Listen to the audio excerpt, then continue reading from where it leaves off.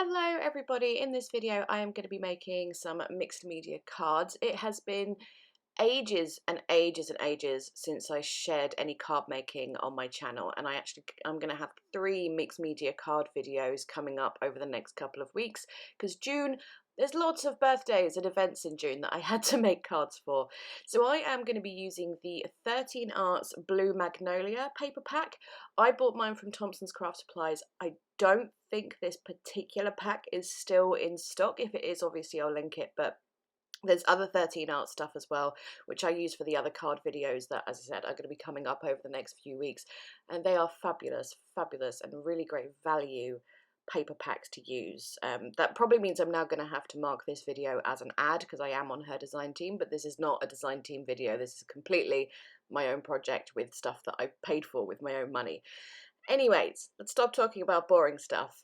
So I chose 2 papers, as you saw, and cut my card shapes. I'm using 5x7 card blanks, so I cut them slightly smaller than 5x7 so I could back them with something. And you also saw I did a little bit of fussy cutting from a paper that had lots of lovely elements. I did that mostly off screen, so I've just got those cut and ready to use somewhere else.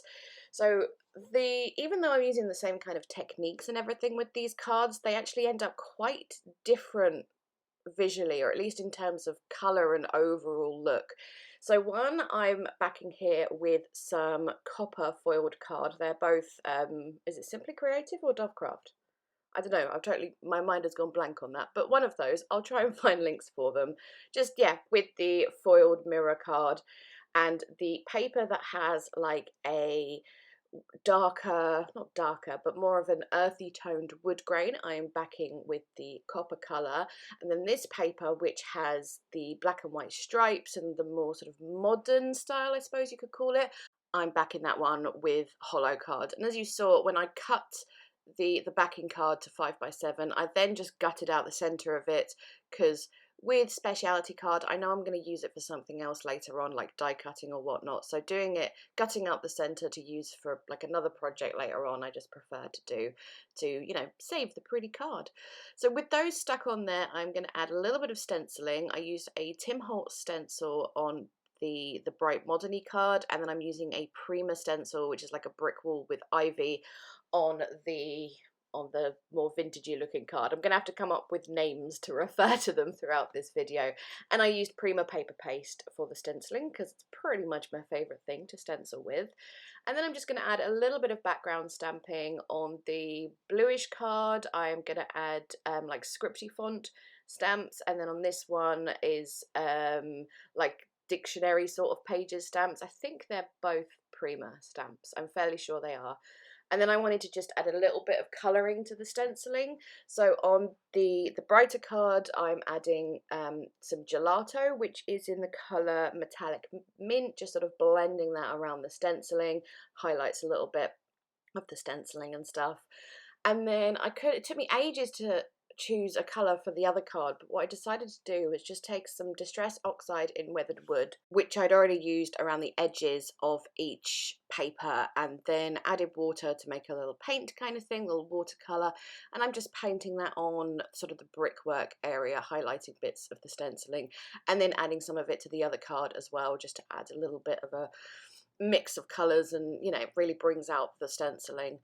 I had, as I said, fussy cut some bits from the paper pack, but I wanted to add just a few more bits and pieces. So I went through like my pile of fussy cutting stuff, and I had these freebies from an order I made with Marry Small Art, and they were really, really beautiful and pretty flowers. And I thought these white ones could work really, really nicely. And I think I cut out a sort of minty turquoisey one from another one of her freebies, and then this is a freebie, like a Minte Papers sample, so I've cut out some bits and bobs from those as well, just to add to my clusters of embellishments, which I will start building very soon. So here you can see I have those bits, like those bluish flowers and the feathers and the bird and stuff. Those were cut from the Blue Magnolia paper pack, and I had taken pictures off camera when I'd kind of played around with those bits beforehand and figured out where I wanted them. So I had a picture on my phone to reference, because I just forget where I want to put things. I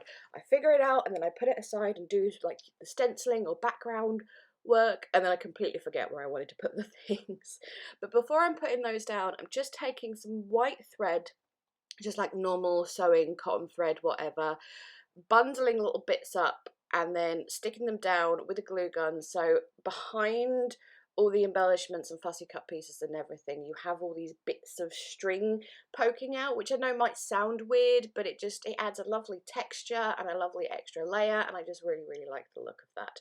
So I think I've already done this, but I've gone around the edges of everything again with the Distress Oxide in Weathered Wood, and then, yeah, just building up all my embellishments, occasionally adding a little bit more of the bundled up thread if I think it's needed somewhere. I am using a glue gun rather than my usual gloss gel medium, just because I think it just works better for when you're building cards. I wanted things to dry slightly quicker so I could do it all in one.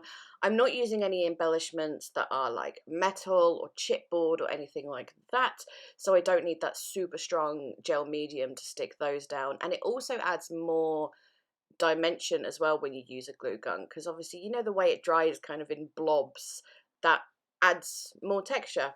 So going over to the black and white background card here, the other card had more smaller bits that I had to build up, but with this one I had one really large fussy cut piece. So I just put that down and then I'm putting a few things around it. So I think this has slightly fewer individual pieces on it. Those little flowers I'm adding there, those are the Marry Me Small Art freebies that I mentioned. I've added a camera to both of the cards, not for any particular reason, I just thought it looked kind of cute nestled in amongst the flowers. That's from those Minte freebie packs. And then I added the butterflies on this card. I just thought they looked so pretty, like the black and blue butterflies on the whole black and blue card. And when I stuck those down, I only added the glue to the very center of the butterfly so that I can fold the wings up and they look a little bit more 3D.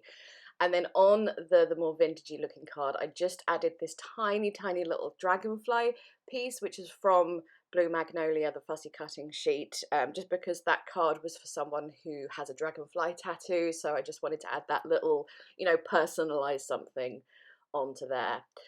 So something kind of important for a card is some sort of sentiment. So I have found a happy birthday stamp that I liked from an old magazine freebie. The whole piece was like an autumn themed freebie, but it had this really nice small happy birthday sentiment, and I liked the scripty kind of font it was done in. So I've stamped and embossed that. For the vintagey looking card, I've embossed it with a metallic copper embossing powder, and then for the blue and black card, I have done it in a glittery black embossing powder. I do have some hollow embossing powder if I wanted to kind of work with the hollow card that backs the whole thing, but it doesn't show up very well on most backgrounds. So yeah, I went with the black sparkles because there's plenty of black on the card as it is. And I'm just using other scraps from that paper pack that from, you know, the other bits I'd cut for the card bases and everything like that, just to stamp on, and then each stamped bit is going to get backed with something else. Doing the usual, distressing the edges, adding the oxide to the edges as well, just all those usual things that I do. And then I'm just going to stick those down, one at the top, one at the bottom. So each sentiment is small, it's not too in your face, it's not taking away from like the main part of the card, but it's still there saying the important sentiment that it needs to be saying. I think next, I don't think I add splatters to these pieces. Oh, I'm just going to attach them to the card blanks here because once I've added Nouveau drops, I then would have to wait for them to dry before I added them to the card blank, so I just did it here while I remembered. I thought a craft card blank would be good for the copper backed card and a white one for this black and blue card. And then Nouveau drops I'm going to add to the copper card is, hang on, I'm going to have to look at my list here. Nouveau Stone Drops, that's not a word, Stone Drops in Chalk White and Crystal Drops in Caramel Cream. And then on the black and blue card are the Jewel Drops in Aquaplanes, and then those same Stone Drops in Chalk White. And then I think that's the last thing I do to my cards. Yeah, there they are. So thank you so much for watching. Let me know if you enjoyed, if you want to see any more card making videos.